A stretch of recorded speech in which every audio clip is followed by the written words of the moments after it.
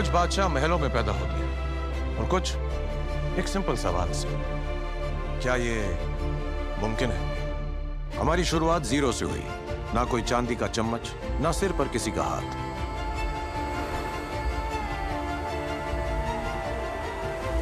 आपल्या आयुष्यात शून्यापासून सुरुवात करून सुपरस्टार झालेल्या बॉलिवूडचा बादशाह शाहरुख खानच्या नावे दुबईमध्ये एक टॉवर उभारला जातोय।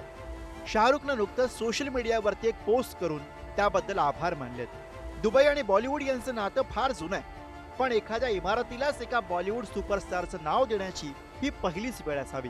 या इमारतीचं नाव असेल शाहरुख।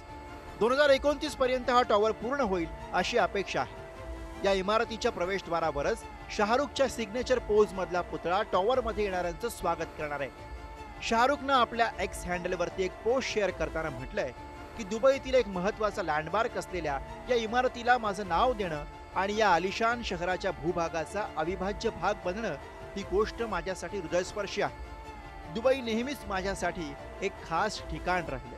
हे शहर स्वप्न, महत्वाकांक्षा आणि शक्यतांचा उत्सव आहे। त्याने पुढे म्हटलंय, डॅन्यूबची शाहरुख ही व्यावसायिक इमारत या गोष्टीचं प्रतीक आहे की विश्वास आणि कठोर परिश्रम तुम्हाला किती उंचीवर घेऊन जाऊ शकतात।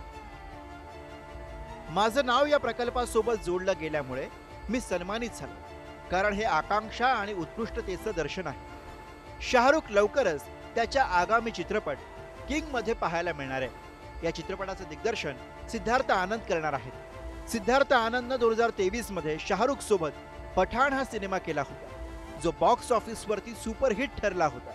हा चित्रपट 2026 मध्ये प्रदर्शित होणार असून यामध्ये दीपिका पादुकोण आणि सुहाना खान शाहरुख सोबत दिसतील।